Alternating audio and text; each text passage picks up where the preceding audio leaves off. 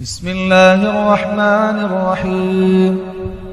لم يكن الذين كفروا من أهل الكتاب والمشركين منفكين حتى تأتيهم البينة، رسول من الله يتلو صحفا مطهرة فيها كتب قيمة، وما تفرق الذين أوتوا الكتاب إلا من بعد ما جاءتهم البينة، وما أمروا إلا ليعبدوا الله مخلصين له الدين حنفاء ويقيموا الصلاة ويؤتوا الزكاة وذلك دين القيمة.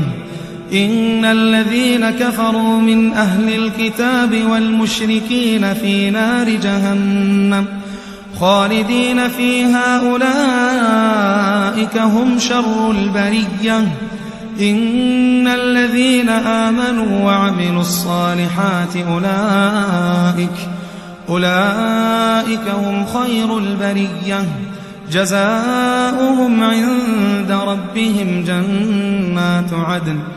جنات عدن تجري من تحتها الأنهار خالدين فيها أبدا، رضي الله عنهم ورضوا عنه، ذلك لمن خشي ربه.